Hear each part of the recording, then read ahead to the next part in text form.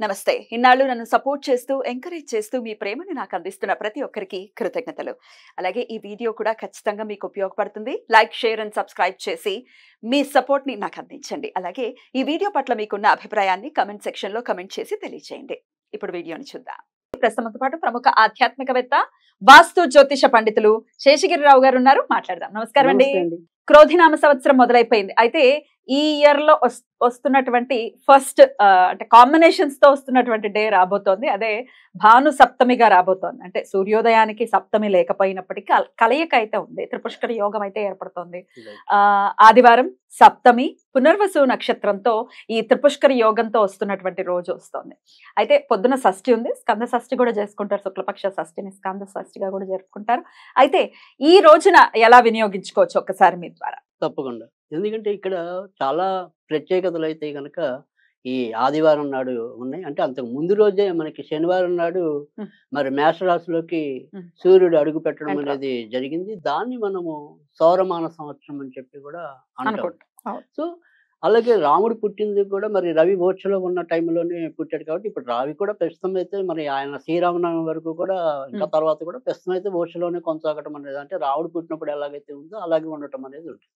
తర్వాత ఇక్కడ మనం ప్రత్యేకతలు చెప్పుకోవాల్సి వచ్చినప్పుడు ఏంటంటే, ఏదైతే మీరు ఇందాక చెప్తున్నారో ఆదివారం అనేది ఉంది అని చెప్పి, భానుసప్తం అనేది సరే ఉదయానికి 11:43 చేరినప్పటికీ కూడా ఆ రోజు మనం కనుక ఆలోచిస్తే పునర్వసు నక్షత్రం అనేది ఎవరిది? రాముల వారిది. సో భానుసప్తం అనేది ఎవరిది? సూర్యుడి. ఈ రాముడు ఎవరు?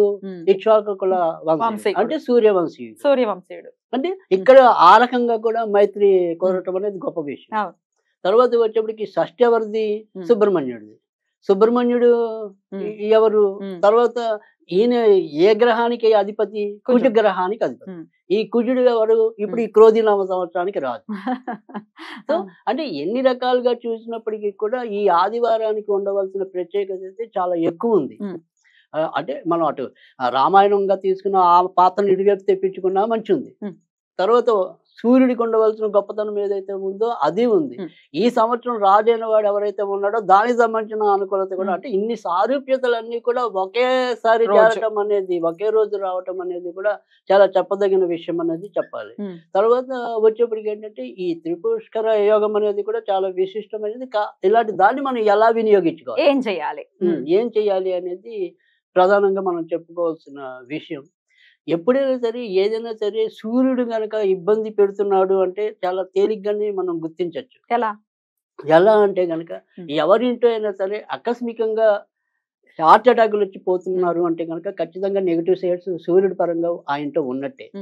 తర్వాత పుట్టునే ఎవరికైతే మరి గుడ్డితనం అనేది ఉంటుందో ఖచ్చితంగా వాళ్ళ ఇంట్లో కూడా పితృశాపం ఉన్నట్టే. అంటే రవి ప్రధానంగా పితృశాప కారకుడు కనుక పితృశాపం అయితే ఎవరైతే ఉంటుందో చాలా మందికి అవమానాలు ఎదురుతూ ఉంటాయి. వాళ్ళు ఎంత మంచిగా మాట్లాడినా కూడా వాళ్ళందరినీ అపార్థం చేసుకోవడమే చూస్తూ ఉంటాం. ఈ అలాంటి అవమానాలు ఎందుకని అవుతుంటాయి? అవి పితృశాపం తగిలితే అవుతాయి. ఈ పితృశాప నివారకుడు ఎవడు? రవి. సో రవిని పూజిస్తే ఇలాంటి పాపాలు కొంతవరకు ఉపశమనం ఇవ్వటం అనేది ఉంటుంది. మరి అలాంటి పాపాలను తగ్గించుకోవడానికి మనకు వచ్చిన మంచి రోజుగా ఈ రోజును మనం చెప్పవలసి ఉంటుంది. కనుక ఇక్కడ ఏదైనా సరే పితృశాప నివారణకి మనం ఏం చేయొచ్చు? సరే పోనీ పితృశాపం ఏం లేదు, రవి అనుకూలంగా ఉండడానికి ఏం చేయొచ్చు? అంటే రవి అనుకూలంగా ఉంటే మనకి చాలా విషయాలు మేలు జరుగుతుంది. అంటే పెద్ద పెద్ద కీలకమైన పదవుల్లో ఎవరైతే ఉంటారో వాళ్ళందరూ కనుక కూడా రవి ఉంటాడు.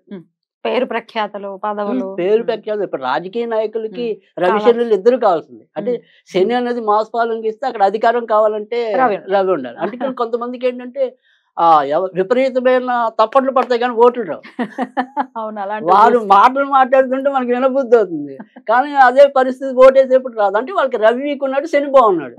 సో శని బాగున్న వాడికి మాస్ పాలనకి ఉంటుంది కానీ అధికారం రావాలంటే మళ్ళీ అక్కడ రవి తోడ్పాటు ఉంటుంది.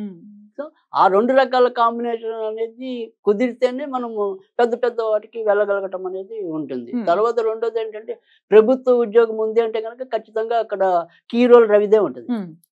కానీ ఎలా చూసినప్పటికీ కూడా రవికి ఉండవలసింది. అందుకే ఆయన గ్రహాలన్నింటిలో కూడా అగ్రజుడయ్యాడు. సో అందుకని మనం ఆయన పూజించడం అనేది కూడా ప్రధానం. తర్వాత రెండోది ఏంటి అంటే కనుక ఏదైనా సరే ఏ దేవుడైనా సరే ఉన్నాడు లేడు అంటే అది మనకి తెలియదు. ఉన్నాడనుకున్న వాడికి ఉన్నాడు, లేదనుకుంటే లేడు. కానీ సూర్యుడు ప్రతిరోజు కనిపించే దేవుడు. సూర్యుడు లేకుంటే చైతన్యం లేదు, చైతన్యం లేకపోతే మనిషి లేడు, జీవమే లేదు. సో అందుకని ఏదైనా సరే ఈ సూర్యుడి దగ్గర నుంచి మనం తెలుసుకోవాల్సింది కానీ నేర్చుకోవాల్సింది కానీ ఏదైనా సరే అది చైతన్యం. రైట్. అయితే ఏది ఉన్నా లేకపోయినా ఆరోగ్యం అయితే అందరికీ కావాలి కదా. సో అంతేగా మరి ఆరోగ్యం అనేది భాస్కరుడు వల్లే వస్తుంది, ఆయన వల్లే వస్తుంది డెఫినెట్ గా. అది సో అందుకని ఏదైనప్పటికీ కూడా ఎలా రకంగా చూసినప్పటికీ అంటే ఇక్కడ ఆరోగ్యమే మహాభాగ్యం అన్నారు. ఇవాళ ఖచ్చితంగా చెప్పాల్సిందంటే నేటి పరిస్థితుల్లో అయితే పెద్దవాళ్ళు ఎన్నో సంవత్సరాల కింద చెప్పినప్పటికీ కూడా అది ఖచ్చితంగా నిజమైన వాక్యం, ఎప్పటికైనా నిజమే అది. అది ఎందుకంటే ఇవాళ మనకి చిన్న తలనొప్పికి వెళ్ళినా కూడా ఎన్ని ఆపరేషన్లు జరుగుతాయో తెలియదు, లేదా ఎన్ని పరీక్షలు జరుగుతాయో తెలియదు. కరెక్ట్. సో అందుకని ఆరోగ్యమే మహాభాగ్యం అని చాలా ముందు చూపుతో మనకి చెప్పడం అనేది జరిగింది. అయితే ఇక్కడ మీకు తేలిగ్గా జరిగే 3 చెప్తాను. ఈ ఎప్పుడైనా సరే ఈ ఆదివారం పుష్యమి నక్షత్రం కలిస్తే దాన్ని ఆదివారం రవి పుష్య యోగం అంటారు. తర్వాత గురువారం పుష్యమి కలిసి వచ్చింది కూడా గురు పుష్య యోగం అనేది ఉంటుంది. అలాగే ఈ త్రిపుష్కర యోగంలో కూడా ఈ 3 యోగాల్లో కూడా మనం చేయవలసింది ఎవరికైనా గనక ఎవరైనా సరే కంసాలి వాళ్ళు గనక అప్పటికప్పుడు చేసి ఇచ్చే వాళ్ళు ఎవరైనా ఉంటే గనక చాలా విశిష్టమైనది మనకి చాలా పురాతన కాలం నుంచి కూడా వచ్చింది. ఏంటి అంటే గనక 3 ధాతువుల ఉంగరం ధరించడం. అంటే రాగి, వెండి, బంగారం ఈ 3 తీగలు ఉంటాయి. ఆ తీగల్ని మనం ఉంగరంగా చుట్టి ధరిస్తే గనక ఈ అనారోగ్యాలు తర్వాత కొంతమందికి పిట్స్ వస్తూ ఉంటాయి, ఆ పిట్స్ నుంచి కూడా నివారణ పొందటం అనేది ఉంటుంది. యోగం ఉన్నప్పుడు అది చుట్టించుకుని ధరించమంట. అంతేగా ఆ యోగం ఎంత ఆ రోజు ఉంటే గనక ఆ లోపుగా చుట్టించుకోవాలి. ఆ రోజు అంటే సుమారు మధ్యాహ్నం నుంచి మర్నాడు వరకు ఎంతవరకు ఉంటే దాన్ని మనం అంతవరకు కొన్ని సార్లు ఒకసారి గంట 2 గంటల నుంచి కూడా ఉండకపోవచ్చు. ఆ తిది అన్ని కలపాలి కదా, ఒకేసారి కాంబినేషన్ ఉంటేనే ఉంటాయి. ఇప్పుడైతే ఉంది మధ్యాహ్నం నుంచి నెక్స్ట్ డే మార్నింగ్ వరకు ఉంది. రైట్. అయితే అది చుట్టించుకుని ధారణ చేయాలి. అది చేయడం వల్ల కూడా చాలా మంచి జరగటం అనేది ఉంటుంది. అది కూడా ఒక అదృష్టపు ఉంగరం. అంటే ఇవాళ మనం పెట్టే నవరత్నాల కంటే కూడా పవర్ఫుల్ అది. సో అది ఆరోగ్యాన్ని తీసుకొస్తుంది, ఔషధ్యాన్ని తీసుకొస్తుంది. ఏదైనా సరే ఇందాక చెప్పుకున్న ఇలాంటి పితృశాపాలు కానీ ఇలాంటివి ఏమైనా ఉంటే కనుక వాటి నుంచి కూడా నివారణ చెందటం అనేది. సో మాకు ఇది పడుతుందా పడదా? రాఖీకి ఏముంటుంది, పడకపోవడం ఇంకా రత్నం అనేది మనకి తెలిస్తేనే ధరించాలి, కానీ దీనికి అలాంటి ప్రాబ్లం అయితే ఏమి లేదు. ఏ వేలకు ధరించాలండి? అది కుడి చేతి ఉంగరం వేలకు ధరించాలి, ఆడవాళ్ళైనా మగవాళ్ళైనా.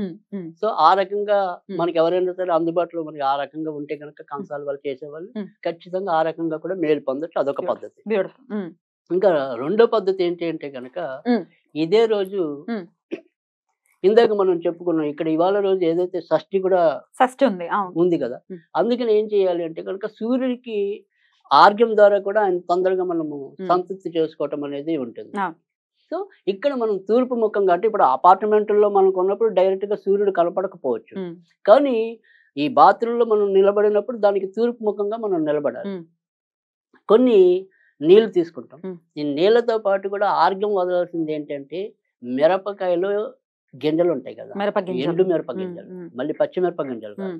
ఈ ఎండు మిరప గింజలు నీటిలో పెట్టి అలా ఆర్గ్యంగా సూర్యుడి యొక్క సంఖ్య అంటే జనరల్ గా వీళ్ళు ఏం చెప్తూ ఉంటారంటే మనం ఆయన సంవత్సరాలు దశ సంవత్సరాలు అనేది 6 అంటాం కదా, కానీ 6 కన్నా కూడా 10 అనేది ఆయనకి ఉత్తమ అంకె.